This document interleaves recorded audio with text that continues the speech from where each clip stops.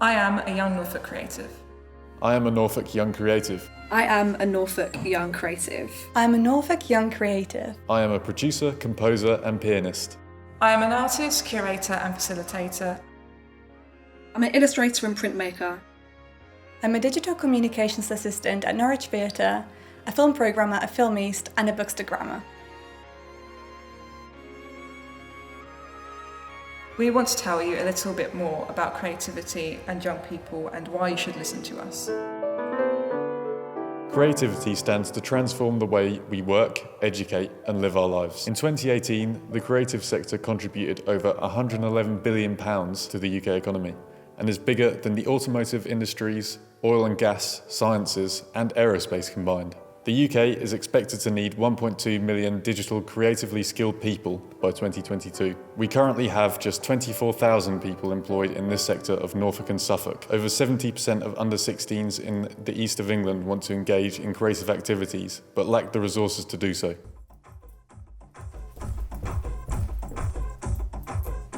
My name's Freddie Prince.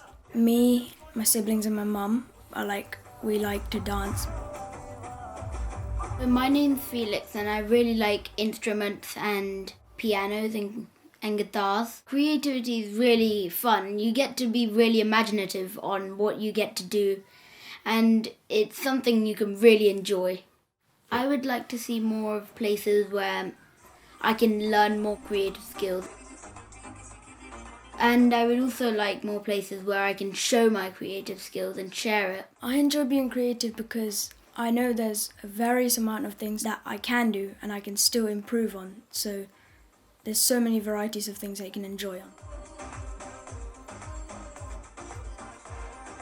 We need to work hard within communities to push through some of the barriers, including rural isolation and social deprivation at primary school level, to ensure every child has the access to the information and opportunities they need to pursue creativity as a career, without restriction or fear.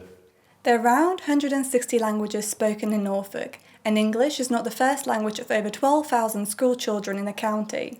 Creativity crosses borders and brings people together. During lockdown, creativity has been essential to our collective mental health.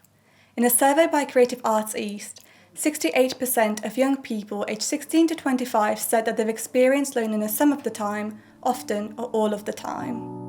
Say something, I'm giving up on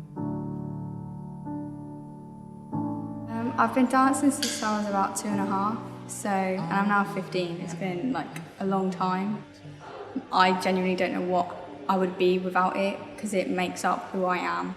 And there's days where I'll be having a low day or whatever and I'll just put on some music and I'll just let it out through dance. There's so much in this world that people don't actually know about, different languages and different styles of dance, different arts. There's so many different things that I'd want to be able to do because there's so many people out there who are just oh, that's nothing, that's easy. They don't actually see behind the scenes of everything that goes on and the hard work that gets put in. Obviously in the arts you're going to get a lot of shut doors and no's and it's going to be hard. It might be to the tiniest little thing like a costume and you might not have the money to be able to buy a nice fancy costume and there might be one person that does and they could be the one that gets it because they look nice on stage. With colleges and things like that, that is a huge thing that stops people because obviously with scholarships there's not normally many and you're up against thousands of people, so it's quite rare. I think location is a big barrier because most top colleges are near or in London and obviously you'll need to travel there, you'll need to pay to stay there, pay to get there. There's just so many things along the way. But being local to where we are is a lot harder. And I think that mentally, it can be quite damaging. And I think, again, that could also be another barrier to people getting there because they'll let people get to them, start weighing them down, and they'll think, I can't do this. And it'll just get to a point where they give up and move on. Creativity can allow young people to connect to culture and explore the world around them. Recent Arts Council England research shows that one of the most important factors influencing whether somebody participates in creativity and culture is their background. Around 135,000 Norfolk residents live in areas which have been classified as being among the 20% most deprived in England. This means that large groups of young people are missing out on access to creativity and culture and all the benefits that come with it. This is unacceptable. Creative spaces, such as affordable studios, are few and far between in Norwich City, let alone rural Norfolk.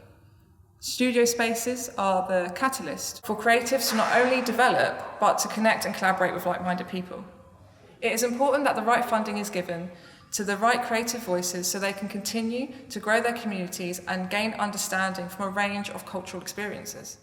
Representation also matters. We need to see ourselves in jobs in the creative industry, and if we don't, it's much harder to envision ourselves in such roles in the future. Currently in the UK, only 11% of jobs in the creative industries are filled by BAME individuals, and only 37% are filled by women. It is clear that equality of access into creative jobs needs to be further improved if we are going to support young creatives. Diverse teams produce diverse content which excites and engages wider audiences. This benefits us all. Conversations on cultural identity and heritage should be celebrated, and creativity should be used to bring people together to talk about these issues.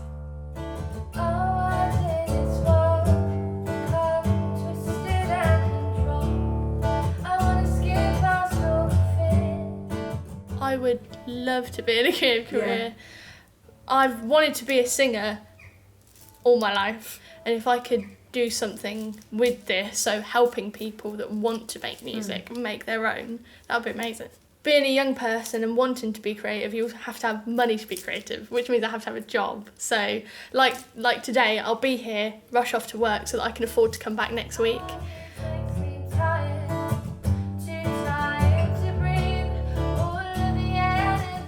That's difficult because you feel really run down, and then the creativity is harder to get out of yourself sometimes. But in the same way, being creative is the best way to get those feelings out. It weighs up. Sometimes it's good, sometimes it's bad, but either way it's something that you want to do, so you just have to try everything you can to get there.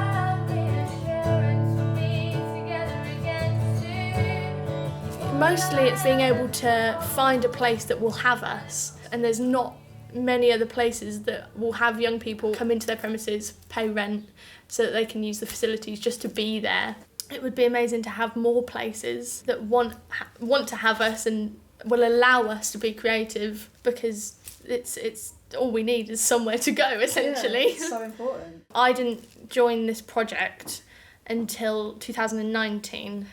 The year before that, I was having a bit of a rough patch and we were homeless and things. If I'd have known this existed or had been able to come to something like this, it would have given me so much more hope than I did have when I was in that position. Yeah. And sometimes you don't see it. You don't think about, maybe there are kids that are in this situation, that there's not a lot for people who want to be creative. In their free time, they should be allowed and given an opportunity to express themselves and be able to do what they love, even if they are paying for it, or even if it's paid for by a council or an arts organisation, whatever.